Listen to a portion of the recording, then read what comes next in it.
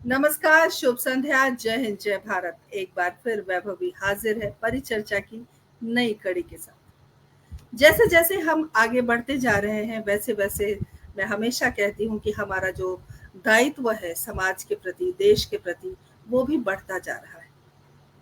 पिछले 123 एपिसोड में हमने हर विषय पर बात की, सामाजिक सरोकार का विषय हो, देश दुनिया का विषय हो या समाज की कुरीतियों का विषय हो, हमने हर विषय पर चर्चा करने की कोशिश की, समाज को एक दिशा देने की कोशिश की। हमारी पूरी टीम सुदर्शन शर्मा सुधी, राजीव अग्रवाल जी, मुख्य सलाहकार सुरेंद्र शर्मा सागर जी, डॉक्टर मीता गुप्ता, डॉक्टर पुष्पलता तनेजा, नेहा शर्मा, ये सब डॉक्टर नीलम वर्मा, ये सब हमारी बहुत ही महत्वपूर्ण कड़ी हैं हमारे कार्यक्रम की, हमारे संस्था की। और हम सब मिलकर नए-नए विषयों पर बातचीत करते हैं, नए-नए विषयों को तलाशते हैं और उन विषयों को सार्थक करने के लिए नए-नए वक्ता के रूप में विद्वानों को हम एकत्रित करते हैं पूरे देश दुनिया से। आज हमारी परिचर्चा के 124वें पायदान में आप सभी का स्वागत है, अभिनंदन है। दोस्तों, जैसे-जैसे समय बदल रहा है, वैसे-वैसे हमारी जो आवश्यकता है, वो भी बढ़ रही है और साथ में हमारी जो देश के प्रति, समाज के प्रति हमारी जो ज़िम्मेदारी है, वो भी बढ़ रही है। आज हम एक महत्वपूर्ण विषय पर चर्चा करने जा रहे हैं और उस महत्वपूर्ण विषय पर चर्चा हम उन महान विभूतियों के साथ करने जा रहे हैं जिन्होंने इस विषय को न सिर्फ जिया है, इस विषय को सहा है, इस विषय के लिए कार्य किया है, बहुत कुछ उन्होंने अपने जीवन में किया है, उनसे हम अभी आपको रूबरू कराएंगे। 124वें पायदान पर हम बात कर रहे हैं शराबबंदी की ज़रूरत पर। मैं दिल्ली में रहती हूँ और दिल्ली में जिस इलाके में मैं रहती हूँ, मैं बताना चाहती हूँ तमाम दर्शकों को, श्रोताओं को। और हमारे साथ डॉक्टर पुष्पलता तनेजा जी हमेशा की तरह सबसे पहले जुड़ गई हैं। बहुत-बहुत अभिनंदन आपका। शराब एक ऐसी लत है जिसने न सिर्फ देश बल्कि दुनिया को तबाह किया है और शराब पीना अगर आप दवाई के रूप में लेते हैं, तो वो आपके लिए औषधि है। लेकिन अगर आप उसे पानी की तरह पीते हैं, तो वो आपके लिए सर्वनाश का विषय बनता है। आपके परिवार के लिए, देश के लिए, समाज के लिए। मैं जिस इलाके में रहती हूँ, उस इलाके में पैदल-पैदल अगर आप यात्रा करेंगे तो कम से कम 10 दुकानें हैं शराब की, और वो भी बड़ी-बड़ी दुकानें। तो कहने का मतलब ये है कि आखिर हमने शराबबंदी के बारे में क्यों बात की? हालाँकि 29 राज्यों में 3 राज्य ऐसे हैं, मैं कहूँगी 4 राज्य ऐसे हैं जहाँ पर 4 या 5 राज्य ऐसे हैं जो शराब मुक्त है, शराबबंदी है वहाँ पर। लेकिन और राज्यों का क्या? मैं अगर गुजरात की बात करूँ, बिहार की बात करूँ, मिज़ोरम की बात करूँ, नागालैंड की बात करूँ और लक्षद्वीप की बात करूँ, तो इन सब जगहों पर शराबबंदी है। लेकिन छत्तीसगढ़ एक ऐसा राज्य है जहाँ पर सबसे ज़्यादा शराब बिकती है। ये एक भयावह स्थिति है। कुछ आंकड़े आप सभी के सामने रखना चाहती हूँ, उसके बाद अपने वक्ताओं को एक-एक करके स्टूडियो में आमंत्रित करना चाहती हूँ, क्योंकि विद्वान वक्ताओं के बिना इस चर्चा का कोई अर्थ नहीं रह जाएगा। छोटा-सा अ, उदाहरण देकर, छोटी-सी बात अपनी कहकर अपने विद्वान वक्ताओं को हम धीरे-धीरे आमंत्रित करें। बहुत धैर्य से वो भी बैक स्टेज हमारी बात सुन रहे हैं, तो उनका हम अभिनंदन करेंगे। मैं बताना चाहती हूँ कि हमारे साथ आज जो विद्वान वक्ता जुड़े हैं, वो है रुपेश कुमार, जो कि एडिक्शन रिहैबिलिटेशन एक्सपर्ट हैं और कोच हैं वो, जीवन जीने का अंदाज़ बताते हैं। हमारे साथ पहले भी जुड़ चुके हैं, उनका हम अभी स्वागत करेंगे, थोड़ी देर में हमारे स्टूडियो में आएँगे। डॉक्टर वंदना चौधरी हमारे साथ जुड़ी हुई हैं, जो काउंसलिंग साइकोलॉजिस्ट हैं। उसके अलावा एक ऐसा बच्चा हमारे साथ जुड़ा हुआ है, मेरे लिए वो बच्चा है और आप सबके लिए भी ज़रूर वो बच्चा ही है, मिलन कुमार गंजू, जो कि शराब को अब न सिर्फ छोड़ चुके हैं, उनके जीवन में शराब ने बहुत कुछ बिगाड़ा, लेकिन आज न वो छोड़ चुके हैं, बल्कि वो अपनी बहुत प्यारी-सी ज़िंदगी जी रहे हैं, बहुत अच्छे से अपना काम कर पा रहे हैं। तो वो एडिक्ट थे अल्कोहल के। ये हमारे वक्ता हैं, लेकिन थोड़ा-सा मैं ब्रीफ देना चाहती हूँ कि देखिए गुजरात की अगर हम बात करें 1960 से गुजरात में अल्कोहल बंद है। सबसे अधिक शराब छत्तीसगढ़ में पी जाती है और 35.6% लोग शराब पीते हैं। 2023 और 24 की अगर बात करूं तो 15 से 30% एक्साइज टैक्स शराब से प्राप्त होता है। उसके अलावा 2022 की अगर मैं बात करूं तो 3,268 दुर्घटनाएं शराब के नशे में गाड़ी चलाने से हुई हैं। और ये तमाम आंकड़े मैं देना चाहती हूँ। उसके बाद हमारे एक्सपर्ट इस विषय पर बात करेंगे। शराब से हम मुक्त कैसे हो पाए, वो भी एक हमारा पार्ट है प्रोग्राम का आज परिचर्चा का। और शराब बंद होना ज़रूरी है, इस विषय पर भी बात करेंगे। और शराब से होने वाली जो मौतें हैं उसमें हार्ट अटैक सबसे ज़्यादा है। 18,164 हार्ट अटैक शराब पीने की वजह से हुई हैं। और हाई ब्लड प्रेशर की जो शिकायत है उससे जो स्ट्रोक पड़ता है, उससे जो मृत्यु होती है, उसकी दर है 3,584। 16 करोड़ लोग शराब का सेवन करते हैं। ये बहुत बड़ा आंकड़ा है पूरे भारत में। सिर्फ मैं भारत की बात कर रही हूँ, दुनिया की बात नहीं कर रही हूँ।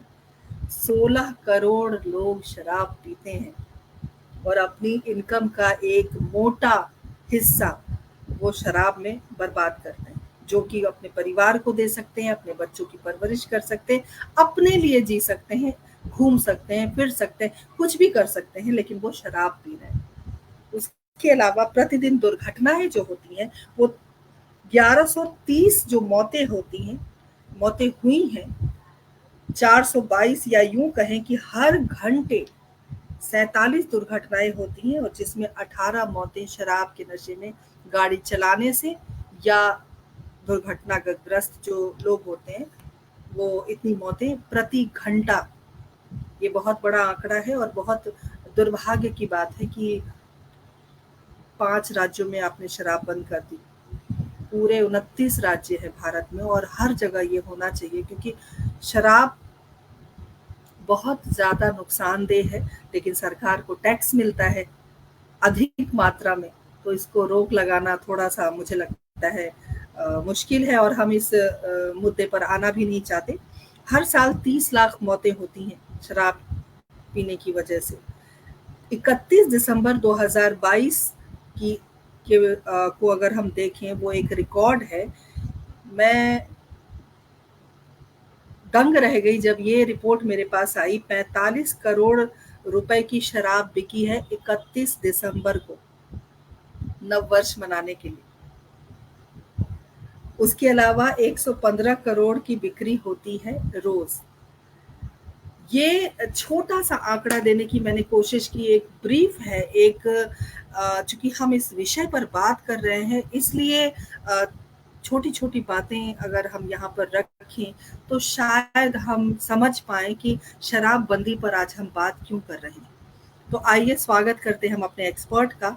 सबसे पहले रुपेश, बहुत बहुत स्वागत, अभिनंदन करती हूँ हमारे इस कार्यक्रम में आने के लिए और अपना समय देने के लिए। डॉक्टर वंदना चौधरी, बहुत बहुत स्वागत, अभिनंदन करती हूँ। बहुत बहुत शुक्रगुजार हैं हम, आपने अपना समय दिया। और हमारे साथ मिलन कुमार गंजू जुड़े हुए हैं, जो एक एडिक्ट थे और अपनी मुश्किलों से निकलकर उबर कर इन्होंने एक मिसाल कायम की है और उस मिसाल के लिए हमारी पूरी संस्थान आपका आभार व्यक्त करती है और आपको बहुत सारी शुभकामनाएं प्रेषित करती है।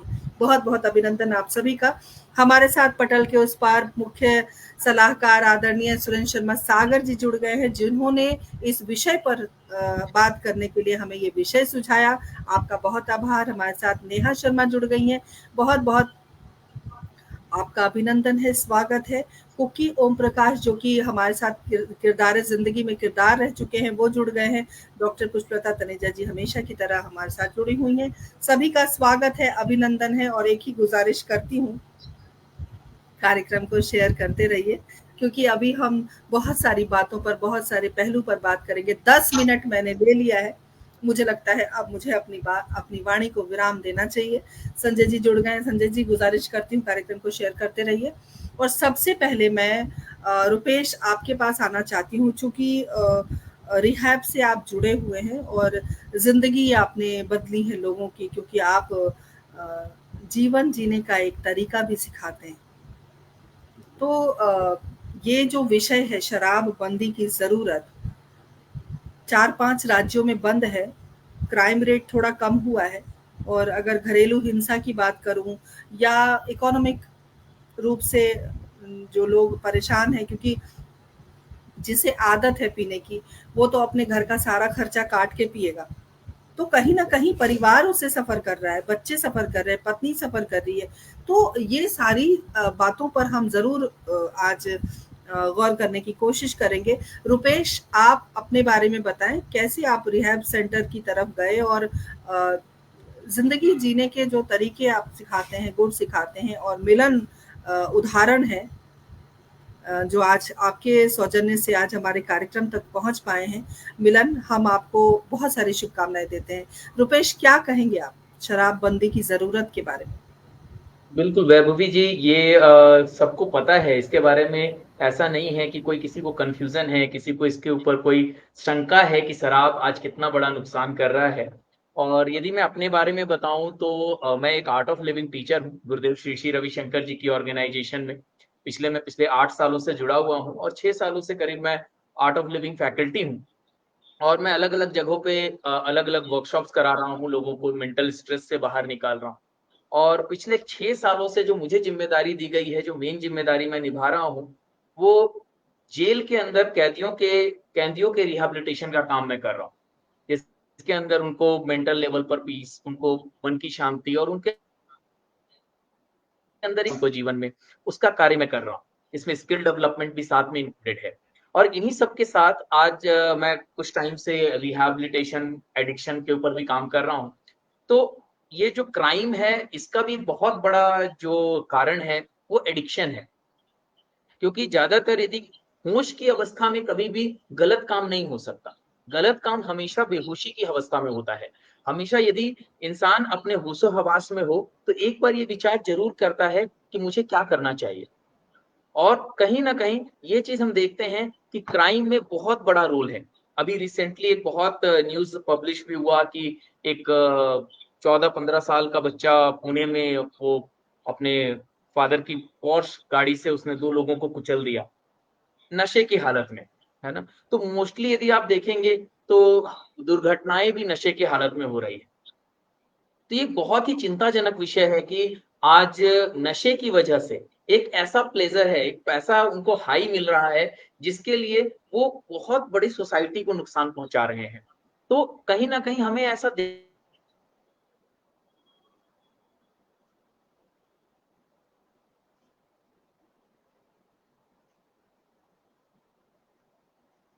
लगता है रुपेश जी से हमारा संपर्क टूट गया है। अ, रुपेश जी शीघ्र हमारे साथ जुड़ेंगे और वो अपनी बात रखेंगे। जी, जी, तो ये एक बहुत ही संदेश आया है रुपेश, लिखा हाँ, है केजरीवाल जी फिर से जेल में पहुँच गए शराब के कारण। ख़ैर ये तो अलग मुद्दा है। और अरुणा दीक्षित हमारे साथ पहली बार जुड़ी हैं, बहुत-बहुत स्वागत करती हूँ, अभिनंदन करती हूँ। रुपेश, आप अपनी बात पूरी कीजिए। जी। सो ये जो समस्या है कि शराब में और आज की सबसे बड़ी समस्या क्या है ना कि शराब को एक स्टेटस सिंबल की तरह लिया जाने लगा है। जितनी हाई सोसाइटी है, वो आप देखोगे ज़्यादा एडिक्शन में है ना? पहले था कि ज्ञान कम है, एजुकेशन जहाँ कम है, वहाँ लोग ज़्यादा शराब पीते हैं। पहले ये बात बोली जाती थी। लेकिन यदि हम देखेंगे तो आज ये ट्रेंड बदलता जा रहा है। ये हमारे जो है ना दैनिक जीवन का पार्ट बनता चला जा रहा है। अब पीना जो है वो कहीं न कहीं एक स्टेटस है, एक ऐसे घर जो कि कभी कोई शराब यदि बात कर ले तो बड़ा बुरा माना जाता था। ऐसे-ऐसे घरों पे मैं सुनता हूँ कि आजकल घर में भी बोतलें रखी जा रही हैं, कि कोई स्पेशल गेस्ट आएँगे तो उनको सर्व किया जाता है ना? और ये शो करता है कि that we are grown up है ना? हम बहुत ज़्यादा सोसाइटी में हम बहुत आगे बढ़ चुके है ना? और ये बड़े दुर्भाग्य की बात है कि हम गलत चीज़ों को भी ना प्राउड के साथ एक्सेप्ट कर रहे हैं। तो इन चीज़ों पे हमें बिल्कुल काम करने की ज़रूरत है कि हम जो कुरीति है, जो बहुत बड़ी ही कुरीति है, जिसके ऊपर हमें खुल के बोलना चाहिए, विरोध करना चाहिए और कहीं न कहीं हम दबे पाँव से उसकी सपोर्ट में लगे हुए हैं। आज मुझे लगता है कि जितने भी मेट्रोपॉलिटन सिटीज में जितनी भी शादियां होती हैं, जितने भी फंक्शन होते हैं, शायद बिना लिक्योर के, बिना शराब के वो फंक्शन होता ही नहीं, पूर्ण ही नहीं होता। और जो नहीं भी पीते हैं और जो बुद्धिजीवी लोग हैं जिनको ये पता है कि ये गलत है, वो भी वहां जाकर के विरोध नहीं दर्ज करा पाते, क्योंकि वो भी एक्सेप्ट कर चुके हैं। और यूथ के बीच में मैंने हमेशा देखा है, क्योंकि मैंने इंजीनियरिंग किया है, तो मेरे आसपास मैंने अपने दोस्तों को, अपने सर्कल में बहुत सारा देखा है कि यदि 4 लोग साथ में पी रहे हैं और एक नहीं पीता है, तो वो अपने में हीन भावना महसूस करने लग जाता है कुछ समय के बाद, है ना? और उसके बाद उसे लगता है कि भाई मैं ना सोसाइटी से ही आउट होता जा रहा हूँ।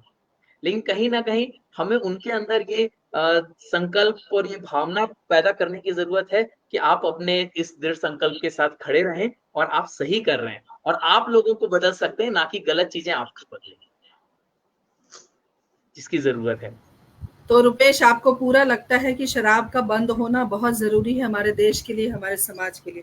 तो चलिए बिल्कुल, डॉक्टर बिल्कुल। वंदना के पास हम चलते हैं। मिलन, आपको हम थोड़ा-सा वक़्त देते हैं, आप कंफर्टेबल हो और अपनी जो जद्दोजहद रही है आपके जीवन की, उसके बारे में हमारे तमाम दर्शकों को बताएँ। मैं बताना चाहती हूँ, हमारे साथ राकेश द्विवेदी जी जुड़ गए हैं, बहुत-बहुत अभिनंदन करती हूँ, स्वागत करती हूँ। आप सब इसी प्रकार हमारे साथ बने रहिए, जुड़े रहिए और कार्यक्रम को शेयर करते रहिए। डॉक्टर वंदना, चूँकि आप एक काउंसलर हैं, आप साइकोलॉजिस्ट भी हैं, तो सबसे डॉक्टर शिवांगी श्रीवास्तव हमारे साथ जुड़ गई हैं। डॉक्टर श्रीवास्तव हमारे साथ क्लिनिकल साइकोलॉजिस्ट हैं, हमेशा हमारे साथ रही हैं। आज बिजी थी इसलिए वो नहीं आ पाई, लेकिन उन्होंने आज उपस्थिति अपनी दर्ज कराई है और आपको बिल्कुल माफ़ी मांगने की ज़रूरत नहीं है, क्योंकि आप बिजी हैं अपने काम में और ये सब पार्ट ऑफ लाइफ है, चलता रहता है। डॉक्टर वंदना जी, चूँकि मिलन से हम उनके बारे में बात ज़रूर करेंगे और मनोज जी हमारे साथ जुड़ गए हैं, अभिनंदन है आपका। आज की जो परिस्थिति है, आज की परिस्थिति है और जिस तरीके से आंकड़े आ रहे हैं और जिस तरीके से रुपेश ने कहा कि बहुत सारे रिहैब सेंटर्स खुल रहे हैं। अगर नशा है तो उसके लिए मुक्ति केंद्र भी होगा, ये ज़ाहिर-सी बात है। लेकिन जो परिस्थितियाँ हैं, अगर आप हम सिर्फ अल्कोहल की बात कर रहे हैं आज। हमने नशे पर पहले भी बात की है। वो नशा था ड्रग्स का या और सारी चीज़ों का। लेकिन आज हम सिर्फ और सिर्फ अल्कोहल की बात कर रहे हैं। जो आंकड़े आ रहे हैं ड्राइविंग का, जितने केसेस हैं या फिर बाकी सुसाइड का भी है, थोड़ा घरेलू हिंसा का भी है। तो अल्कोहल कितना ज़्यादा ज़िम्मेदार है इन सब घटनाओं को अंजाम देने के लिए, एक तो ये। दूसरा, आप चूँकि काउंसलिंग करती हैं, आपके काम के दौरान क्या कभी कोई ऐसा पेशेंट या कोई ऐसी फैमिली आपसे रूबरू हुई जिन्होंने कहा हो कि मेरा घर बर्बाद हो रहा है अल्कोहल की वजह से? आपका स्वागत है। जी धन्यवाद। मुझे आपकी वैभवी जी एक लाइन जो आपने स्टार्टिंग में कही थी वो मैं फिर से रिपीट करना चाहूंगी और वो मुझे बहुत अच्छी लगी कि अगर अल्कोहल वैसे तो एक केमिकल है जो कि जिसे हम कहते हैं कि अफीम के उनसे या जिस तरह का रोल अफीम प्ले करता है वैसे अल्कोहल भी करता है। तो अल्कोहल को अगर आप औषधि या दवा के रूप में, जो कि मेडिसिन में भी होता है, अगर उस रूप में कम लिया जाता है तो it can play as a medicine, औषधि की तरह काम करता है। लेकिन अगर पानी की तरह पिया जाता है तो जहर की तरह काम करता है। ये बिल्कुल सही है। तो ये इसके पीछे सबसे पहले तो मैं जो स्टडीज सामने आई है मैं उन पर सबका एक दृष्टिकोण डालना चाहूंगी कि अल्कोहल लिया क्यों जाता है। ठीक है, जैसा कि रुपेश जी ने भी कहा कि ये प्लेजर के लिए लिया जाता है एंड मेनली बेसिकली स्टडीज में कहा गया है कि लोग अपने जीवन की कठिनाइयों से निपटने में सहायता पाने के लिए शराब का सेवन करते हैं। ये साइंटिफिक रिसर्च से सामने आया है। चाहे वो यूथ हो, बच्चे हो, बड़े हो, किसी भी तबके के लोग हों, चाहे आर्थिक दृष्टि से कमजोर ही क्यों ना हो। जो अच्छे आर्थिक दृष्टि से अच्छे होते हैं वो मौज मस्ती के लिए लेते हैं, मौज मस्ती के लिए लेना स्टार्ट जरूर करते हैं, लेकिन कहीं ना कहीं वो मौज मस्ती की तरफ में भी शराब की तरफ ही क्यों आते हैं? क्यों? क्योंकि उनके पास वो सोशल सामाजिक सहायता या सोशल सपोर्ट नहीं होता जहां पर वो किसी और माध्यम से खुशी अपने अंदर ला सकें। ठीक है, सो हम ये कह सकते हैं कि शराब का सेवन आजकल इसलिए बढ़ता जा रहा है क्योंकि लोग सोसाइटी की तरफ कम और एकांतवास या आइसोलेशन या अपने आप में ज्यादा आते जा रहे हैं। तो इसलिए वो अपने आप का अकेलापन दूर करने के लिए इसकी तरफ, शराब के सेवन की तरफ बढ़ जाते हैं। ठीक है, तनाव अलग तरीके का होता है, मानसिक तनाव नहीं झेल पाते हैं, शारीरिक कई बार पेन से वो ऐसा सफर कर रहे होते हैं। अब आप देखिए, मजदूर तबके के लोग हैं, दिन भर मेहनत करेंगे, दिन भर बहुत ही ज्यादा मजदूरी करेंगे, लेकिन रात को सो नहीं पाते, उनको जगह नहीं मिल पाती कि वो कहाँ सोए, कैसे सोए, नींद नहीं आ पाती। वहां पर वो लोग स्टार्ट करते हैं थोड़ा सा नॉर्मल देसी शराब लेना, तो जो कि देसी शराब उनके लिए और भी हानिकारक सिद्ध होती है। कितनी बार हमने न्यूज में पढ़ा है कि देसी शराब पीने से लोगों की जानें चली गई है, नकली शराब का सेवन करने से बहुत सारे लोग बीमार हो गए हैं, उनको स्टमक की प्रॉब्लम हो गई है। तो ये रिस्क जनरली हम विलेजेस जो दूर दराज के गांव में है वहां बहुत देखने को मिलता है, लेकिन हाई सोसाइटी में, मेट्रोज में, जैसा कि रुपेश जी ने कहा कि वहां पर खुलेआम, और आपने आंकड़े भी बताया कि इतने करोड़, 45 करोड़ तक के न्यू ईयर पे निकली है। तो वो एक दिन का आंकड़ा किस लिए आता है? क्योंकि लोगों को सेलिब्रेट करने के लिए आजकल यही एक मीडियम मिल गया है कि अल्कोहल है तो हम अपने आप को रोजमर्रा की जिंदगी से अलग कर लेंगे। डॉक्टर वंदना, लोग कहते हाँ हैं जी। महंगाई है, लोग कहते हैं हमारे पास पैसे नहीं है और शराब इतनी बिक रही है। आप ये देखें, वो इसलिए मैम, क्योंकि लोग उससे शराब नहीं, खुशी खरीदते हैं। उन्हें लगता है कि हम इस खुशी के आगे हम अपने आप को भूल जाएंगे, यही एक माध्यम है जो हमें खुशी दे सकता है, हमें अपनी तनाव से, अपनी जिंदगी की रोजमर्रा की परेशानियों से दूर कर सकता है। ठीक है, तो यहाँ पर एक शराब नहीं, अगर ये खुशी कहीं और नॉर्मल तरीके से मिली जाए, सारे ही लोग क्यों नहीं खरीदते ये खुशी? क्योंकि वो खुशी को कहीं और देख रहे होते हैं, और जो लोग खरीद रहे हैं उनको खुशी सिर्फ इसमें दिख रही होती है। तो जो आपने मुझसे बात की थी कि घर कितने ही बर्बाद हो चुके हैं, बिल्कुल मेरे पास, देखिए मैं जनरली एक पेरेंट चाइल्ड काउंसलिंग साइकोलॉजिस्ट हूँ। मेरे पास पूरे परिवार, पेरेंट्स इस तरह से आते हैं, बच्चे ऐसे आते हैं जो बताते हैं कि पापा घर में आते हैं, पीकर आते हैं या ड्रिंक करके आते हैं, तो घर में बहुत लड़ाई होती है, इस वजह से मैं पढ़ नहीं पाता हूँ और मेरा ध्यान नहीं लग पाता, इसलिए मैं कमजोर हो रहा हूँ, मैं पढ़ाई में भी कमजोर हो रहा हूँ। तो वो बच्चा बोल नहीं पाता कि पापा आपकी वजह से हो रहा हूं मैं, उससे एक्सपेक्टेशन फुल की जाती है। अब उस बच्चे से एक्सपेक्टेशन की जा रही है, वो तनाव में आ रहा है, वो देख रहा है कि यार इस तनाव से दूर होने के लिए पापा भी पी रहे हैं, तो चलो मैं भी स्टार्ट कर देता हूँ अपने दोस्तों से। तो वो भी जब टीनेज में आता है तो वो भी स्टार्ट कर देता है, वो छुप के स्टार्ट करता है। तो ये जो चीजें है ना, टीनेज में बच्चे छुप के स्टार्ट करते हैं, तो टीनेज में मैं ये कहूंगी कि स्कूल एजुकेशन में ये खुलकर बात करनी चाहिए कि एडिक्शन, अल्कोहल के साइड इफेक्ट्स क्या हैं। अगर हम टीनेज में ही बच्चों को ये बताएंगे, एजुकेट करेंगे कि इसके इफेक्ट आपके हेल्थ पर आएंगे, तो डेफिनेटली इसका एक होता है ना, एक सबकॉन्शियस माइंड में, उनके बढ़ते हुए मन में, एक कमजोर मन में, जो कहते हैं ना बहुत ही नाजुक मन में, इसका जरूर प्रभाव पड़ेगा। और बचपन में सीखी हुई बात अडल्ट तक उनमें वो चीज एक डर बन जाएगी कि नहीं यार ये चीज ठीक नहीं है। जिस तरह से पुराने जमाने में बच्चों को हमारे बड़े बुजुर्ग कहते थे कि नहीं ये नहीं करना, पाप लग जाएगा, ऐसे नहीं करना, देखो झूठ नहीं बोलना, आपको पाप लग जाएगा, ऐसा हो जाएगा, वैसा हो जाएगा। ठीक है, आजकल वो डर ही नहीं रह गया, खुद को लेकर इंसान किसी भी रिस्क तक जा सकता है। तो वो बचपन में ही आपको सेल्फ वर्थ की फीलिंग डेवलप करनी पड़ेगी कि आपकी जिंदगी ज्यादा जरूरी है। खुशी लेने के और भी तरीके, तनाव दूर करने के लिए और भी बहुत सारे चैलेंजेस है जो आप ले सकते हैं, जिनके थ्रू आप आराम से अपनी मानसिक स्थिति से या अपनी शारीरिक स्थिति से बाहर आ सकते हैं। राइट, सो शराबबंदी डेफिनेटली बहुत जरूरी है मैडम मेरे हिसाब से, क्योंकि इसका एक तरह से कोई तोड़ नहीं है। जैसे मैं कहूँ इंटरनेट एडिक्शन बच्चों के लिए, उसका कोई तोड़ नहीं है। राइट, लेकिन उसको यूज कैसे करना है, अगर वो सही एज में आप उसको एजुकेट कर पाते हैं तो बहुत अच्छी बात है। अगर नहीं एजुकेट कर पाएंगे तो वो लत लग जाएगी और आपके ब्लड में वो अल्कोहल कंटेंट ऐसा घुल जाता है कि फिर बाद में, अभी कोई कम मात्रा में ले रहा है, कम मात्रा में उसको असर नहीं हुआ तो वो ज्यादा मात्रा में लेना स्टार्ट कर देता है। राइट, क्योंकि वो एडिक्ट, उसकी बॉडी उसकी यूज टू हो जाती है। और रही बात क्राइम की, जब उसको नहीं मिलता है तो डेफिनेटली बच्चा हो बड़ा हो कोई भी हो, क्राइम की तरफ जाएगा ही जाएगा, क्योंकि उसको खुशी खरीदनी है, कैसे भी खरीदनी है, चुरा के लेनी है, चाहे उसको चोरी करनी पड़े, चाहे उसको डाका डालना पड़े, कुछ भी करना पड़े, उसको लेना है बस। बिल्कुल डॉक्टर वंदना, बहुत अच्छी जानकारी आपने दी और जी। बहुत ज़रूरी है ये बात समझना कि हम्म, आखिर शराब तो बंद होना चाहिए। ये हम भी हम्म, चूँकि हमने ये प्रोग्राम ऑर्गेनाइज़ किया है तो हम चाहते हैं कि शराब बंद हो।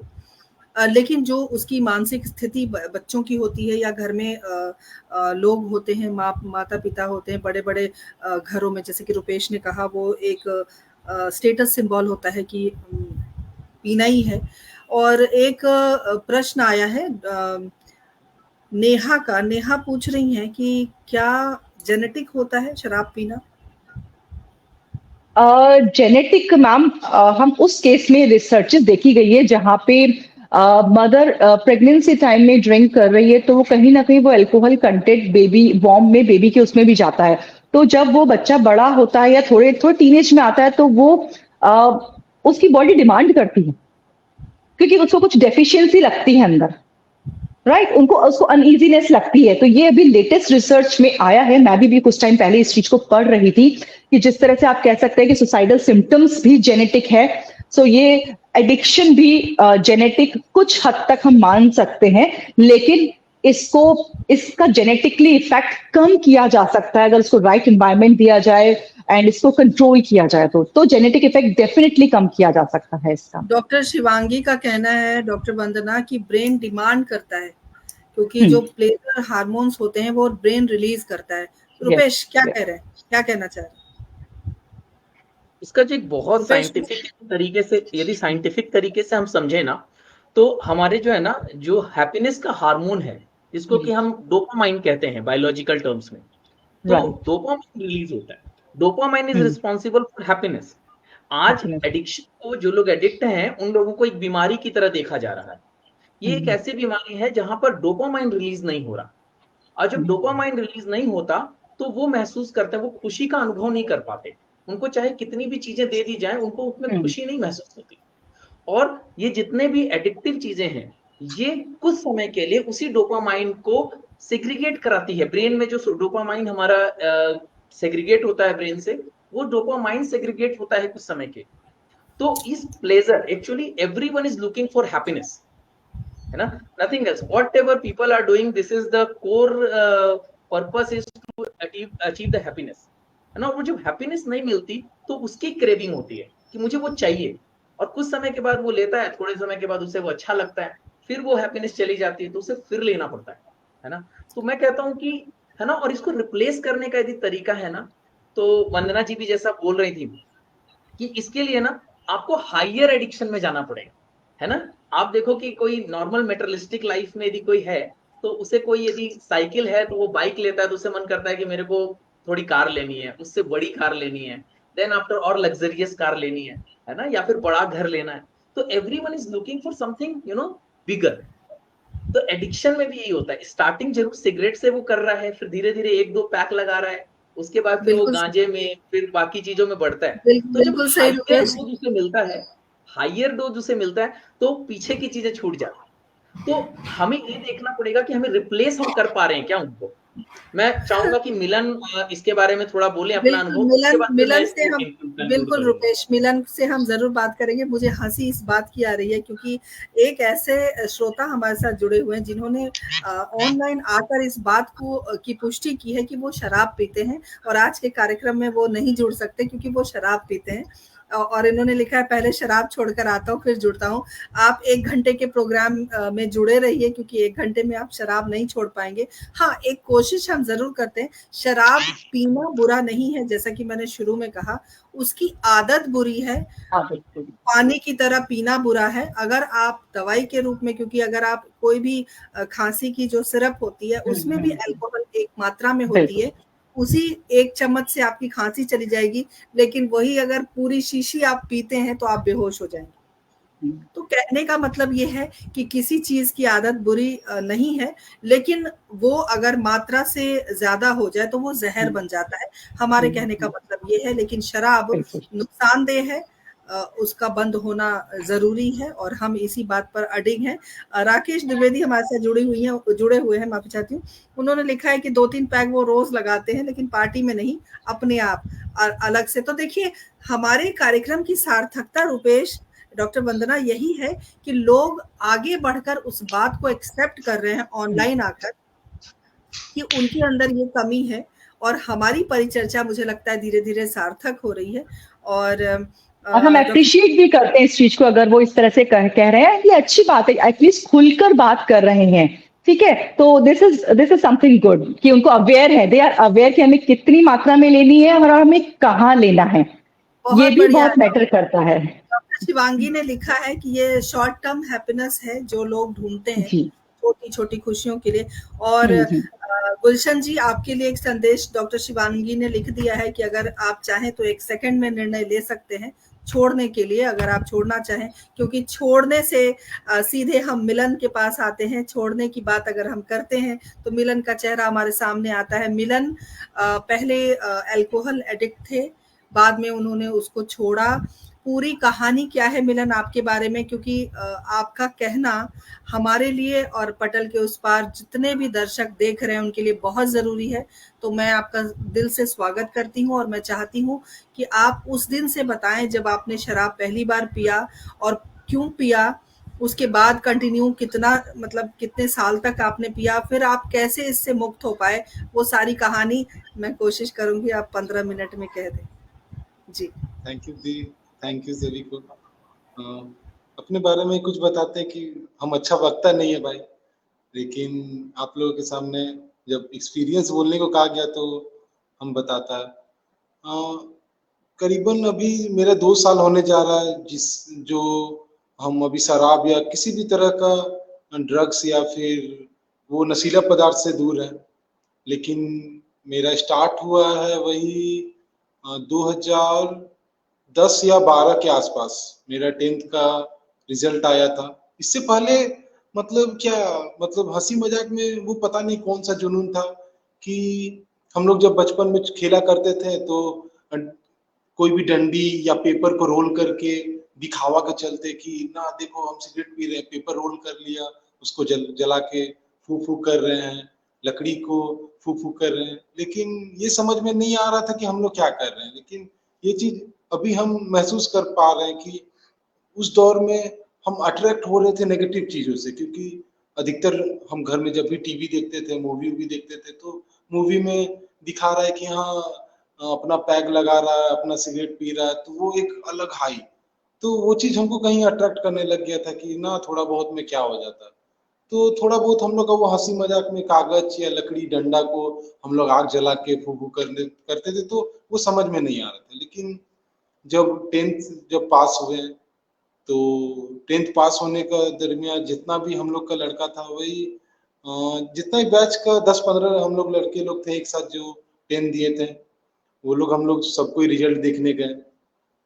उसमें से सबसे मतलब पढ़ाई में हम ही अच्छा थे।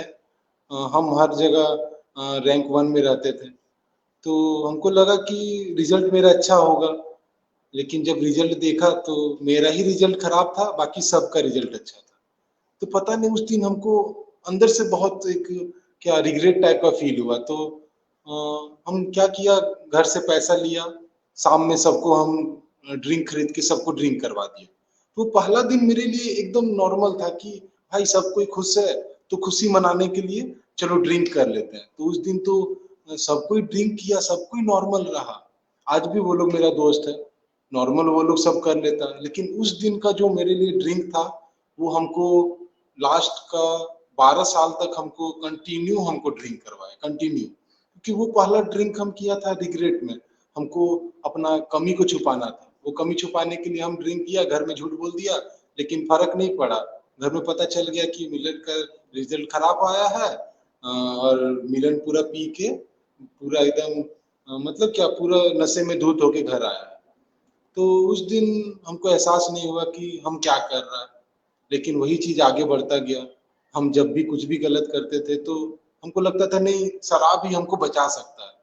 लेकिन ये मेरा गलतफहमी था, हमको लगा कि शराब बचा रहा है हमको, वो फैमिली के साथ मेरा रिलेशन और खराब करता गया। घर वाला जान रहा है कि मिलन को अभी क्या पीने का ज्यादा ये है, वो हर चीज के लिए पैसा मांग रहा है, वो क्या पीने के लिए यूज कर रहा है। तो ये सब चीज करते करते मेरा कम से कम 12 साल का लाइफ पूरा तरह से खत्म हो गया।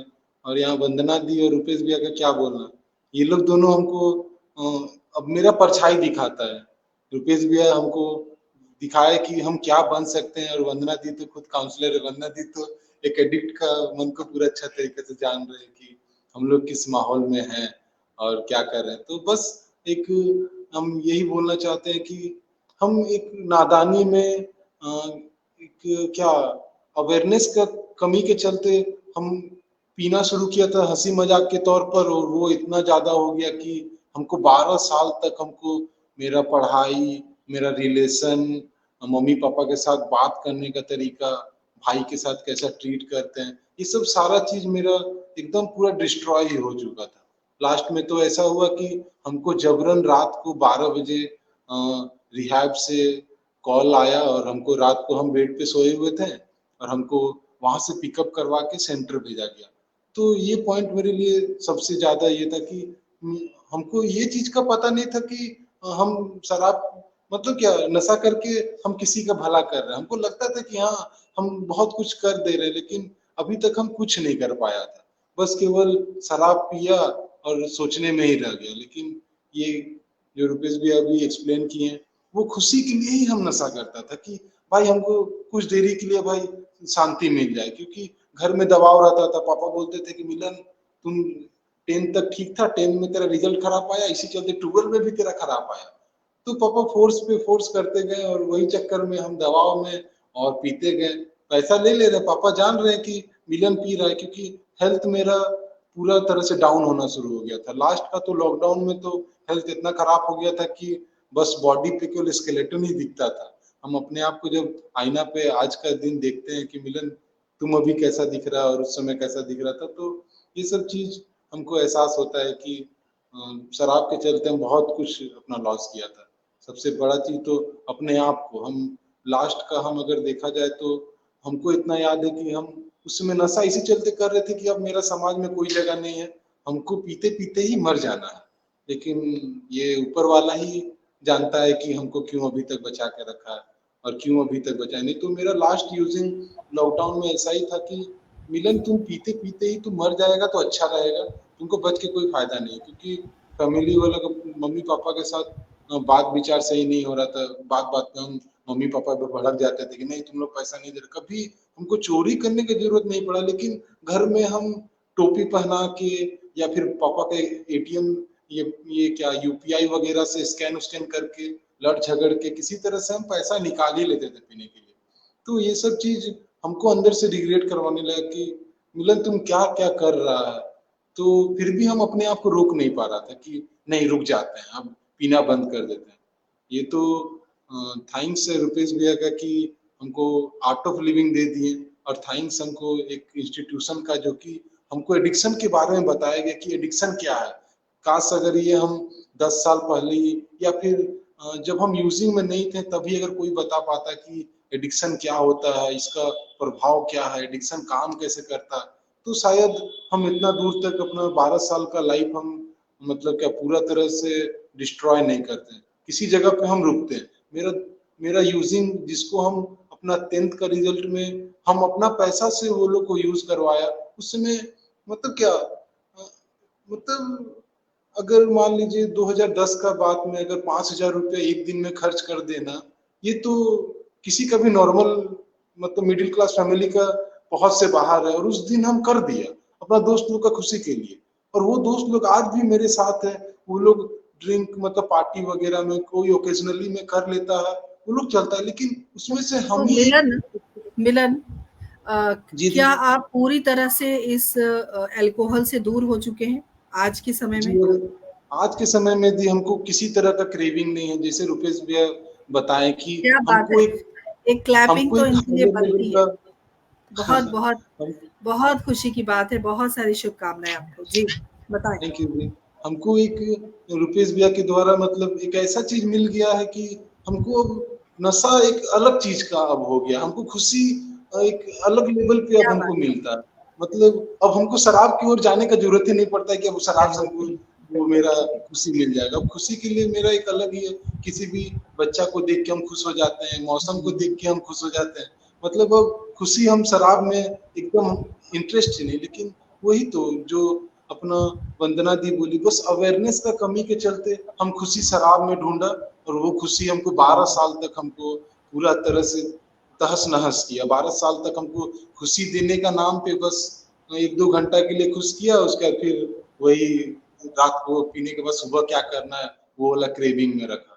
तो ये चीज को हम आज ये करीबन 2 साल पहले हम समझ पाया कि एडिक्शन है क्या, वो काम कैसे करता है, और एडिक्ट को मतलब क्या क्या झेलना पड़ता है एडिक्ट होने के नाते, ये सब चीज हम अभी समझ पा रहे हैं। अभी छोड़े हुए करीबन 2 साल मेरा होने जा रहा है, तब भी मम्मी पापा को मेरा ऊपर अभी ट्रस्ट नहीं है। वो लोग सोचता है कि मिलन अभी भी कहीं छुप छुप के मिलन कुछ कर ही लेता है, पी ही लेता है, लेकिन हम अपने आप को मान लिया कि हम अपना जगह नहीं पी रहे, आप लोग सोचिए, उससे हमको लेना देना नहीं, लेकिन हम नहीं पी रहे आज का दिन। और पहले मम्मी पापा लोग जानता था कि मिलन पी रहा है, आंख आंख का नीचे डार्क सर्कल्स आ गया है, बॉडी बॉडी का पूरा क्या एक आम से पूरा केवल गुठली बन गया है, तब भी मम्मी पापा लोग उस समय कुछ बोला नहीं, कुछ ये नहीं किया। तो आज का दिन अगर हम मतलब सोबर रहते, आज सब खुश हैं आपके इस रूप को थोड़ा सा स्ट्रगल करना पड़ रहा है दी। स्ट्रगल मतलब 12 साल का यूजिंग में कुछ ज्यादा हम टॉर्चर कर दिए हैं, तो ये 2 साल में हम रिकवर नहीं कर सकते, लेकिन यही है वो परेशानी को आज का दिन हम सच्चा दिल से समझ पा रहे हैं कि हाँ हम परेशान किया था, आप लोग परेशान, क्या तो बात, बस उसको समझ के हम अपने आप में रहते हैं कि हाँ मेरे से गलती हुआ है।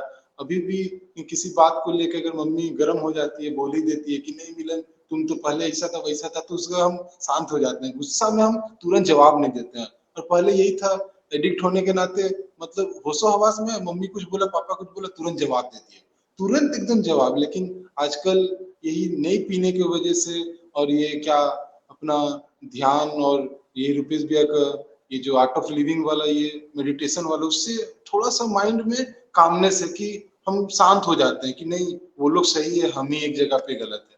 तो ये सब चीज थोड़ा सा धीरे धीरे करके क्लियर हो रहा है मेरा कि हाँ मिलन तेरा अंदर कुछ न कुछ डिफॉल्ट है जिसके चलते तुम एडिक्ट हुआ है। मिलन बहुत अच्छा लग रहा है आपसे बातें करके, थोड़ी देर और हम बात करेंगे आपसे। हमारे साथ धनंजय अग्रवाल जुड़ गए हैं, बहुत बहुत अभिनंदन करती हूँ। डॉक्टर शिवांगी जुड़ी हुई हैं, इन्होंने लिखा है कि वो ड्राइव कर रही हैं इस वक्त और गाड़ी रोक कर वो इस प्रोग्राम को देख रही हैं और कमेंट कर रही हैं, बहुत बहुत धन्यवाद। और गुलशन ग्रोवर जी ने लिखा है कि कभी कभी लेंगे, अब रोज की आदत ये छोड़ने की कोशिश कर रहे हैं। इस कार्यक्रम के माध्यम से अगर एक व्यक्ति का भी जीवन बदलता है तो मेरे लिए यही बहुत बड़ी बात है। हमारी पूरी टीम की ओर से आपको बहुत सारी शुभकामनाएं, और इसी तरह बने रहिए, जुड़े रहिए, क्योंकि धनंजय जी ने नाइस लिख के भेजा है और बहुत सारे कमेंट्स आ रहे हैं। कमेंट्स की तरफ मैं थोड़ी देर में जाऊंगी क्योंकि इतनी रोचक बातें हो रही हैं कि मैं माफी चाहूंगी अगर मैं किसी का कमेंट ना पढ़ पाऊं। सभी का अभिनंदन करती हूँ, सभी का स्वागत करती हूँ, सभी से एक ही गुजारिश करती हूँ कि कार्यक्रम को आप शेयर करते रहिए। चूंकि शराब के बारे में हम चर्चा कर रहे हैं, मिलन ने अपने दिल को खोलकर उड़ेल दिया है बिल्कुल। जो उन्होंने जो झेला, उन्होंने जो महसूस किया, उनके जीवन में जो भी उतार चढ़ाव रहा, वो पिछले 12 साल का जो एक दौर रहा, वो अंधा, मैं कह सकती हूँ एक अंधा कुआं जिसमें ये फंसे पड़े थे, वहां से निकल पाए आर्ट ऑफ लिविंग के माध्यम से।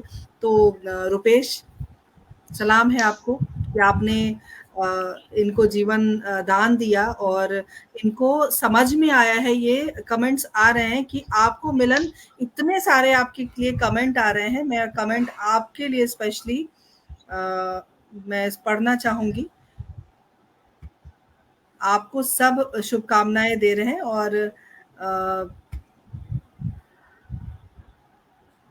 ऑनलाइन आकर आपने अपनी बात कही है, ये बहुत बड़ी बात है और ये बधाई के आप पात्र हैं, ऐसा सब लिख रहे हैं। और सभी आपको बहुत सारी शुभकामनाएं दे रहे हैं, बहुत आपको ब्लेसिंग दे रहे हैं कि आप खूब आगे बढ़िए, खूब तरक्की कीजिए।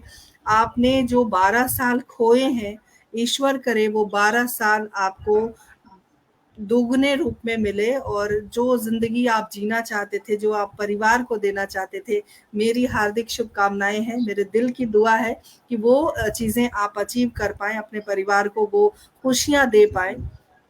और इस पटल पर आकर अपनी आप बीती बताना, ये भी एक बड़ी बात है। डॉक्टर वंदना, हम चर्चा कर रहे हैं मिलन से, और मिलन ने जो भी कहा कि एक अंधे दौर में वो चल रहे थे, और कितना कुछ इनके परिवार ने सहा, पैसे भी खर्चे, और उस जमाने में 2010 में 5,000 रुपए बहुत बड़ी रकम होती थी। और वो इन्होंने उस चीज को कबूला और इस चीज को एक्सेप्ट कर रहे हैं कि इनसे गलती हुई, क्योंकि गलती मानना अपने आप में बहुत बड़ी बात है। उस गलती का पछतावा करके अपनी जिंदगी को एक नई दिशा देना, ये बहुत बड़ी बात है। मिलन, वाकई आप शुभकामनाओं के पात्र हैं और आपको बहुत सारी शुभकामनाएं। वैभवी जी, मैं एक आप लोगों के माध्यम से एक और बात कहना चाहूंगी कि जैसे मिलन ने एक्सेप्ट किया, मिलन ने माना भी है, ऐसे बहुत से लोग हैं जो एक अपनी लाइफ को एक सही मकसद पे ले आते हैं, छोड़ देते हैं नशा करना, लेकिन कहीं ना कहीं उनके मन में साइकोलॉजिकली एक रिग्रेट रहता है बहुत समय तक, जो कि मुझे मिलन की बातों में भी अभी दिख रहा है। बार बार मैं वो महसूस कर पा रही हूँ, जिसमें से लगता है कि मैंने बहुत गलत किया, बहुत ये किया, मैंने वो किया। तो जैसा कि रुपेश जी ने बताया, रुपेश जी आर्ट ऑफ लिविंग कराते हैं, मिलन आर्ट ऑफ लिविंग में भी आज में रहना सिखाते हैं, हम इसे माइंडफुलनेस कहते हैं। तो मैं आपके द्वारा इवन आपसे भी यही चाहूंगी कि देखिए, उस समय जो हुआ वो उस समय का हो गया, राइट? हम उसको आज के लिए हम जस्टिफाई बार बार करते रहेंगे कि मेरे से गलती हुई, मेरे से गलती हुई। वो अपनी जिंदगी को आगे बढ़ाने का तरीका नहीं है। वो आपके आत्मविश्वास को, आपके सेल्फ एस्टीम को कभी आगे बढ़ने देगा ही नहीं। ये मान के चलिए वो उस समय की डिमांड थी, ठीक है, हो गया, कोई बात नहीं, लेकिन अब आगे क्या? जीवन का महत्व तो तभी है ना जब हम पीछे मुड़कर बार बार देखें नहीं अपनी गलती को, अब उसको महत्वपूर्ण बनाए। लोग भूल जाते हैं पुरानी बातों को, याद हम ही रखते हैं। और लोग हम भी कब भूलेंगे? जब हम कुछ अच्छा करेंगे। तो अभी व्हाट नेक्स्ट, अच्छा क्या कर सकते हैं हम, है ना? तभी अगर उसको ऊपर रखेंगे, तब आप कुछ पुराना वो बिल्कुल खत्म हो जाएगा। तभी आपके माँ बाप भी आपसे कहेंगे कि अरे यार कोई बात नहीं, वो तो टाइम था, हो गया, अब आज तू देख, आज तू कहाँ है, तू कितना बढ़िया कर रहा है, तो उसको उससे रिप्लेस करें। डॉक्टर वंदना, एक बात और मैं आपकी बातों में ऐड करना चाहती हूँ कि इन्होंने एक बात कही थी कि मैं पीते पीते मर जाना चाहता था, मैं अपनी जिंदगी खत्म करना चाहता था, पता नहीं ईश्वर ने क्यों रोका। ईश्वर ने आपको इसलिए रोका क्योंकि आपको हमारे प्रोग्राम में आना था। यस। तमाम यूथ के लिए, तमाम युवाओं के लिए जो इस दलदल में फंसे हैं लेकिन निकलने का उनको रास्ता नहीं मिल रहा, कैसे निकलें वो हम रुपेश से पूछेंगे। रुपेश, इन सब चीजों से बाहर कैसे निकले? और मतलब आप भी माध्यम बन सकते हैं अवेयरनेस करने का। आपने कहा आपको अवेयरनेस की कमी थी, आप बनिए माध्यम, आप करिए अवेयर। जहां भी दिख रहा है आपकी कम्युनिटी में, आपके आसपास के लोगों में, बच्चों में, जहां भी आपको दिख रहा है, आप उन्हें अवेयर कीजिए। जी बिल्कुल। और डॉक्टर वंदना, एक बात और कहना चाहती हूँ, क्या अगर जैसे रुपेश, सबसे पहले तो जैसे कि बताया गया है कि हम शराब पीते हैं, शराब से निकले कैसे, हमारे पास समय कम है इसलिए हमें जल्दी जल्दी बात करनी है। दूसरी बात ये है, आप सब अपने अपने लिए एक संदेश समाज को क्या देना चाहते हैं इस पोर्टल के माध्यम से, इस कार्यक्रम के माध्यम से, वो आप तैयार करके रखें।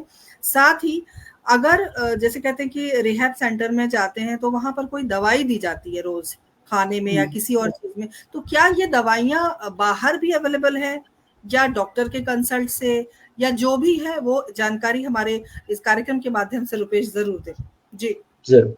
देखिए, अभी जो है ना मॉडर्न मेडिकल साइंस की यदि हम बात करें ना, तो कोई भी मेडिसिन है ना, डिप्रेशन या मन की जो बीमारी, एक्चुअली एडिक्शन, डिप्रेशन, स्ट्रेस, ये सारे मन के रोग हैं जिसको साइकोसोमैटिक डिजीज कहते हैं। जितनी भी मन से समस्याएं हैं, उन समस्याओं पे आज भी हमारा मॉडर्न मेडिकल साइंस के पास कोई परमानेंट इलाज नहीं है। ये बात हमें स्वीकार करनी पड़ेगी। और ये कहीं ना कहीं मन को जो एड्रेस कर रहा है ना, उस पे हमें काम करना पड़ेगा, है ना। और ये देखा जाता है कि जहां पर सिर्फ और सिर्फ एडिक्शन सेंटर्स हैं, जहां पर मेडिकल दवाइयों के माध्यम से या फिर उनको उस तरीके से बांध के रखा जाता है एक जेल की तरह पे, वो सॉल्यूशन नहीं हो सकता। क्योंकि कहीं ना कहीं वो कुछ समय के लिए टेम्पररी बेसिस पर उनको जरूर आप रोक देते हैं, 6 महीने 1 साल, जब तक वो वहां पे रहते हैं तब तक रहते हैं। लेकिन वो जो वॉइड है जो वो नशा नहीं कर रहे हैं उसको जबरदस्ती आप रोके हो, तो वो एक वॉइड क्रिएट होता है उनके अंदर कि मैं नशा नहीं कर रहा, मुझे सिगरेट नहीं मिल रहा, मुझे दारू नहीं मिल रहा, मुझे हेरोइन नहीं मिल रहा, मुझे ड्रग्स नहीं मिल रहा, वो कहीं ना कहीं वो वॉइड रह जाता है। उस वॉइड को भरने की जरूरत है ना। और जितने भी आपके मेडिकल दवाइयां जो मिलती हैं, वो सिंपली आपके ब्रेन की शक्ति को, सोचने समझने की शक्ति को डाउन करता है। आपको नींद की दवा दी जाती है, आपके सोचने समझने की शक्ति को कम करेगा, आपको नींद ज्यादा आएगी, जिससे आप कुछ सोच ही ना पाओ एक्स्ट्रा। लेकिन वो परमानेंट सॉल्यूशन हो ही नहीं सकता। तो हमें परमानेंट सॉल्यूशन की तरफ जाना पड़ेगा यदि हम रिहैब्स में जा रहे हैं। जैसा मैंने पहले बताया कि जो भी नशा कर रहे हैं, जो एडिक्शन पे जा रहे हैं, वो सिर्फ खुशी की तलाश है। और एक बहुत इंपॉर्टेंट बात है कि एक नशे से दूसरे नशे को रिप्लेस किया जा सकता है। यदि आप एक नशे को छोड़ना चाहते हैं तो उससे बड़ा नशा आप करते हो, तो वो नशा अपने आप छूट जाता है। तो मैं सबको रिकमेंड करता हूं कि एक बहुत बड़ा नशा जो मैं सबको ऑफर करता हूं, है ना, आर्ट ऑफ लिविंग संस्था गुरुदेव श्री श्री रविशंकर जी ऑफर करते हैं, दैट इज मेडिटेशन, सुदर्शन क्रिया एंड मेडिटेशन। मेडिटेशन एक ऐसा नशा है, यदि आप मेडिटेशन करते हैं तो जो हाई आपको नशे से मिल रहा है, वैसा ही हाई आपको मेडिटेशन से भी मिलना शुरू हो जाता है। डोपामाइन, जिस डोपामाइन रिलीज करने के लिए एक नशा करता है एक बंदा कि जिससे डोपामाइन रिलीज हो रहा है, यदि आप मेडिटेशन करते हैं तो आपके ब्रेन में वो डोपामाइन रिलीज होता है, आपको नशे की फिर जरूरत नहीं महसूस होती। तो जो वॉइड क्रिएट हो रहा है वो वॉइड फिल होता है। वरना देखा जाता है कि जो रेट ऑफ लोगों के जो है ना, मैं मिलन को शाबाशी देता हूं कि जितने भी लोग रिहैब्स में जाते हैं ना, उसका रेशियो बहुत कम है।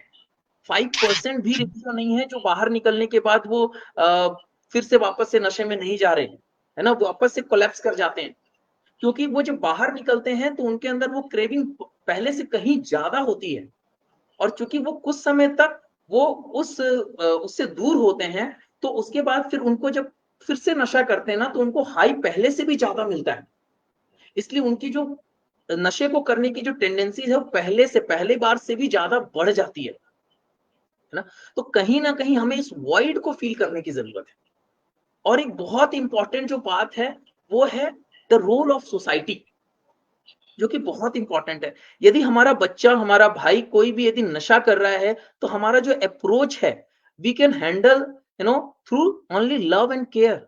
वो हमारा ही बच्चा है, वो ऐसी परिस्थिति पे है जिसके अंदर वो अपने मन को नहीं संभाल पा रहा, तो वो कमजोर है, वो अंदर से दुखी है, वो अंदर से वो भी परेशान है। तो हमें उसकी मदद करनी चाहिए, ना कि उसे डांटना डपटना और उसके ऊपर हमें जो है ना जुल्म करना चाहिए।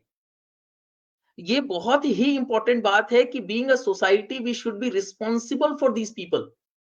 दे are also suffering a lot, बहुत ज्यादा सफर कर रहे हैं वो। और जब उनको एक प्रेम से उनको हाथ पकड़ने वाला मिलता है, उनके साथ एक भाई की तरह, एक अपनेपन के साथ कि भाई मैं तेरे साथ खड़ा हूं, हम अच्छा कर सकते हैं जीवन में, तो हम उनको एक सही दिशा दे सकते हैं, है ना। तो ये बहुत इंपॉर्टेंट है और हम सबकी जिम्मेदारी है कि हम सब लोग ऐसे लोगों का हाथ पकड़ें और आगे बढ़े। एक साथ आगे बढ़ने की जरूरत है, पूरी तरह से फोर्स लगा के देने की जरूरत है। और एक नारा जो मैं दूंगा यहाँ पर सभी लोगों को कि ना करूंगा ना करने दूंगा, ये संकल्प आज यदि हम लेते हैं तो कहीं ना कहीं, है ना, ये संकल्प हम सबको लेना चाहिए कि ना आज से मैं किसी भी तरीके का नशा लूंगा, ना मैं किसी को लेने दूंगा। और इसी के साथ हम कहीं ना कहीं एक बड़ा परिवर्तन समाज के अंदर ला सकते हैं।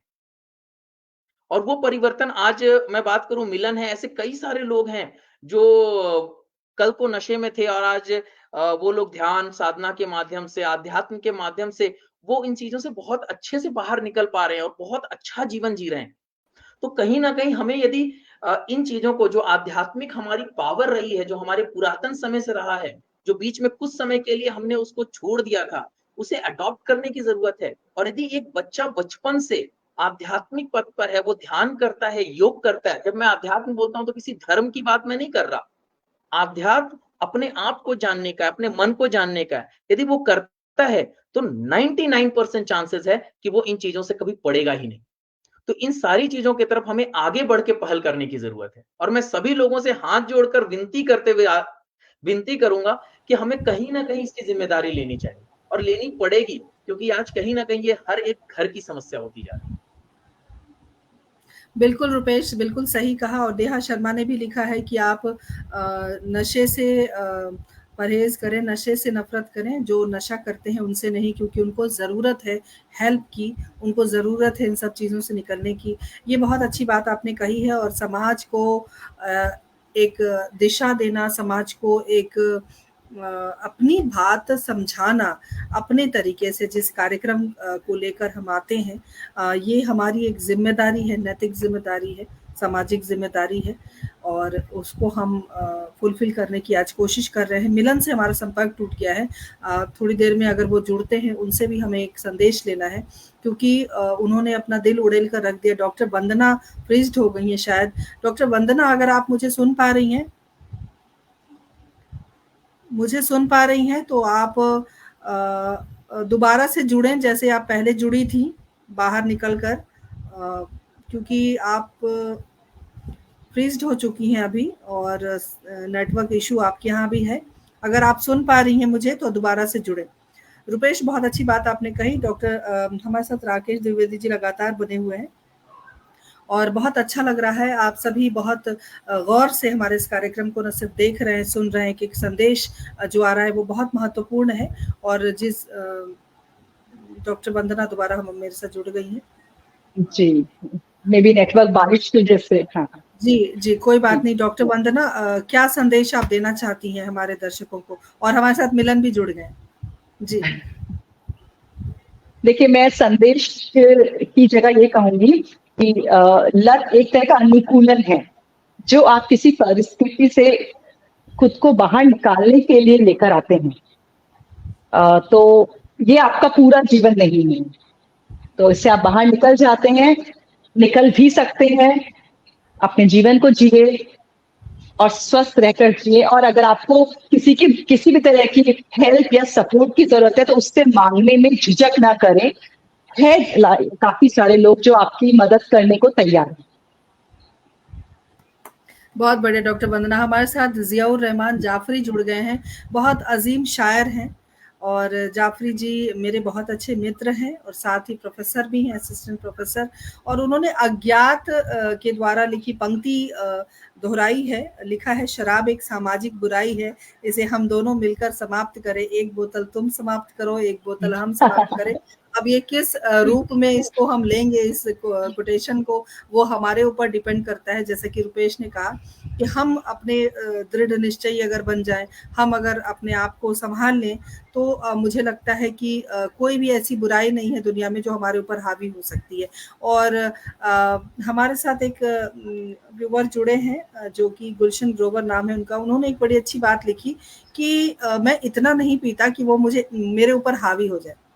तो चलिए, आप दवाई के रूप में पीते हैं, कोई बात नहीं, पानी के रूप में कोई ना मैं एक पिए। चीज बोलना चाहूंगा वैभव जी, हाँ, बिल्कुल, कि बिल्कुल। हमें हमेशा जब भी नशा शुरू करते हैं ना, तो हमें लगता है कि हम अपने कंट्रोल में है ना। और ये सबसे बड़ी कहीं ना कहीं हमारी जो है ना, ये कमी है। अपने आप को ना हम एक कवर करने की कोशिश करते हैं, बचाने की कोशिश करते हैं, अरे मैं तो कंट्रोल में रहता हूँ, है ना। लेकिन ये कहीं ना कहीं जो है ना, ये कब आपके ऊपर कंट्रोल करता है, नहीं आपको भी नहीं पता चलता। और आपको पता फिर नहीं भी उसके चलता। बाद भी आप यही बात बोलते हैं कि ये मैं कंट्रोल में रहता हूँ। जी, बिल्कुल रुपेश। मैं अपने लाइफ का भी एक्सपीरियंस, आज मैं एक आध्यात्मिक टीचर हूँ, मैं लोगों को ध्यान सिखा रहा हूँ। लेकिन जीवन का एक समय ऐसा था जब मैं भी ड्रिंक किया करता था, जब मैं कॉर्पोरेट में वर्किंग था नोएडा में। और उस समय एक मुझे ऐसा लगता था कि मेरे कंपनी का जो कल्चर है, जहां पर एक काम कराने का एक जो तरीका है, वही दारू से शुरू होता था। कि वो एक ना, कि भाई कोई भी काम कराना है, यदि किसी से बढ़िया रिश्ता बनाना है, तो भाई उसे बैठा करके जब वो 2-4 पैक पिएगा तो एक अच्छे रिश्ते बनेंगे, फिर मिलके काम करते हैं। तो ये एक कल्चर डेवलप हो गया था, और मुझे भी ऐसा लगता था कि अरे मैं तो अपने काम की वजह से पीता हूँ, मैं तो अपने मतलब मैं अपने आप को, मैं पी रहा हूँ, इस बात को भी मैं जस्टिफाई करते हैं। अरे मैं तो मजबूरी में पी रहा हूँ, मैं नहीं पीऊंगा तो मेरा काम ही नहीं होगा, इस इंडस्ट्री की तो ये जरूरत है ना। कहीं ना कहीं इस बात का एहसास आज होता है कि वो हमारे मन की कमजोरी है, जिसको हम छुपाने की कोशिश करते हैं इन शब्दों से। और कहीं ना कहीं यदि आप छुपा रहे हैं, इस सीधी सी मतलब है कि आप अब एडिक्ट के लाइन पे जा रहे हैं, और ज्यादा समय नहीं बचा कि अब आपको शराब पीने लगेगा और आप उस डायरेक्शन में बढ़ेंगे, आपको भी नहीं पता चल रहा, आप उस डायरेक्शन में ही हैं। बिल्कुल, बिल्कुल, बिल्कुल रुपेश, बहुत-बहुत आपका आभार व्यक्त करती हूँ और एक बहुत महत्वपूर्ण संदेश आया है सुरेंद्र शर्मा सागर जी की ओर से, जो कि हमारे पटल के मुख्य सलाहकार भी हैं और ये विषय उन्होंने सुझाया हमें। सरकार का काम जनता का कल्याण करना है, इसलिए उनको शराबबंदी पूरे देश में लागू करना चाहिए और आज की जो हमारी परिचर्चा है, हम इसी बात पर ज़ोर दे रहे हैं कि शराब को बंद करना प्रत्येक राज्य के लिए बहुत ज़रूरी है। मिलन, चलते-चलते आप क्या कहना चाहेंगे? दी मेरा एक्सपीरियंस यही बोलता है कि शराब बंद तो बहुत ऊपर का बात है दी, लेकिन उसको अवेयरनेस इसको देना कि एडिक्शन क्या है या फिर एडिक्ट कैसे बन जाता है। कोई भी नॉर्मल एडिक्ट जो हर दिन 2 पैक लगा के सोता है, लेकिन उसको उनको लगता है कि नहीं सब कुछ सही है, मैनेज में है। बस केवल वो अवेयर हो जाए इस चीज से कि एक नॉर्मल एडिक्ट मतलब नॉर्मल यूजर भी कभी भी किसी भी बड़ा प्रॉब्लम में या कोई सिचुएशन उनको एडिक्ट बना सकता है। बस इस चीज का अवेयरनेस सब में रहे तो शराब का मिसयूज होना बंद हो जाएगा। बाकी इसको बंद करना बहुत ऊपर का ये मामला है, ये हम लोग से होगा, हम लोग बस कर सकते हैं, लेकिन अवेयरनेस देना कि शराब पीना कितना हानिकारक है, उसका साइड इफेक्ट क्या क्या है, या फिर वो रिलेशन किस हिसाब से खराब करता है, ये चीज हम लोग करके शराब पीने को कम कर सकते हैं। बंद करवाना मेरे हिसाब से भी बहुत दूर का बात है, क्योंकि ये इतने सालों से चल रहा है तो अचानक ये बंद नहीं हो सकता है। बस अवेयर करके एडिक्ट को की मात्रा कम कर सकते हैं कि अभी तो हर गली नुक्कड़ में कोई भी 10-12 साल का लड़का भी हम देखते हैं कि सिगरेट उगरेट खरीद ले रहा है, वो पी ले रहा है, तो वही सिगरेट उसको आगे जाके शराब ड्रग्स में उसको ले जा सकता है अगर वो अवेयर नहीं रहेगा ये सब चीज से। तो बस यही है कि मेरा कहना कि सबको जागरूक कर सके एडिक्शन के बारे में और ये नशा कितना हद तक बुरा है इसके बारे में। थैंक यू दी। बिल्कुल, बिल्कुल सही कहा आपने। बहुत दूर की बात है कि शराब बंदी होनी चाहिए, लेकिन चूँकि 5 राज्य में जब शराब की बंदी हो चुकी है, तो वो दिन दूर नहीं जब शराब पूर्ण रूप से भारत में बंद हो जाए और सरकार को भी सोचना चाहिए, सरकार को भी समझना चाहिए कि इसकी वजह से कितना नुकसान हो रहा है, नैतिकता का पतन हो रहा है, सामाजिक कुरीतियाँ बढ़ रही हैं, घर परिवार टूट रहे हैं। तो मुझे लगता है कि एक अपील इस कार्यक्रम के माध्यम से हम सरकार से भी करना चाहेंगे कि आप इस ओर ध्यान दें, क्योंकि जनता के लिए आप गद्दी पर हैं और जनता के लिए आप काम करना चाहते हैं और जनता के लिए आपको काम करना होगा। आप चाहते हैं नहीं, आपको करना होगा, क्योंकि हमने आपको वो अधिकार दिया है कि आप हमारे लिए काम करें। तो एक बात सरकार तक ज़रूर पहुँचे इस कार्यक्रम के माध्यम से कि शराब को बंद होना चाहिए, क्योंकि शराब ने बहुत ज़िंदगियाँ तबाह की हैं। रुपेश, आर्ट ऑफ लिविंग के माध्यम से दूसरों की ज़िंदगी में रोशनी देने के लिए बहुत-बहुत आभार। डॉक्टर वंदना, काउंसलिंग के ज़रिए ज़िंदगी को सुधारने के लिए आपका बहुत-बहुत आभार और मिलन, अपनी ज़िंदगी को नए तरीके से शुरू करने के लिए बहुत सारी शुभकामनाएँ, बहुत आभार आपको। और जैसा कि डॉक्टर वंदना ने कहा है कि पुरानी चीज़ों को आप दरकिनार करें और आगे बढ़ें ज़िंदगी में। कुछ भी लोग याद नहीं रखते, याद वो रखते हैं जो आप उनको याद दिलाना चाहते हैं। आप उनको वो याद और दिलाइए कि मैं जी। मेरी दृष्टि में मिलन आप बहुत बहादुर हैं। बिल्कुल, शराब की तरफ जाने वाले कायर हैं, छोड़कर आगे बढ़ने वाले बहादुर हैं। तो अब देखिए आपने मतलब हमारे लिए आप बहुत बहादुर हैं और जो जा रहे हैं उस तरफ वो कायर हैं। बिल्कुल, डॉक्टर विनीता साहनी हमारे साथ जुड़ गई हैं। मैं सभी का आभार दिल से व्यक्त करती हूँ।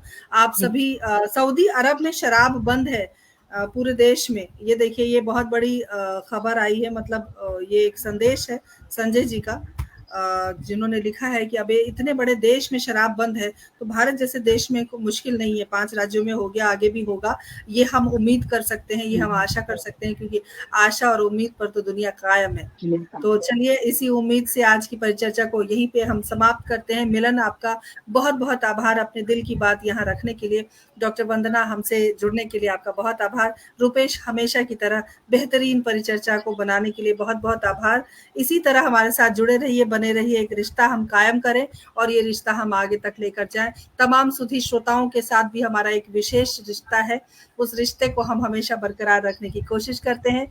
कार्यक्रम में इसी तरह जुड़ते रहिए और मैं आपको बताना चाहती हूँ कि किरदार ज़िंदगी में बुधवार शाम 7 बजे एक ऐसे शख्सियत से आप मिलेंगे जिन्होंने 200 से ऊपर 300, 400, 500 पता नहीं क्या पूरा आंकड़ा मुझे पढ़ना पड़ेगा, लावारिस लाशों को जिनके ऊपर कीड़े घूमते हैं उनको उनका संस्कार उन्होंने किया है। और जो लोग होते हैं जो बेघर होते हैं, जिनके जो गुम जाते हैं अपने घरों से, उनको उन्होंने अपने घर तक पहुंचाया है, उनकी सेवा की है, उनको डॉक्टर के पास पहुंचाया, हॉस्पिटल पहुंचाया, जो मेंटल पेशेंट हैं उनको मेंटल हॉस्पिटल पहुंचाया, बहुत कुछ उन्होंने किया है। तो किरदार ज़िंदगी में हम उनसे मिलेंगे। आप लोग इसी तरह हमारे साथ बने रहिए, जुड़े रहिए। बहुत बहुत आभार आप सभी का और शुभ रात्रि। अगली बार नई परिचर्चा के साथ, तब तक के लिए आज्ञा दीजिए। जय हिंद, जय भारत, नमस्कार।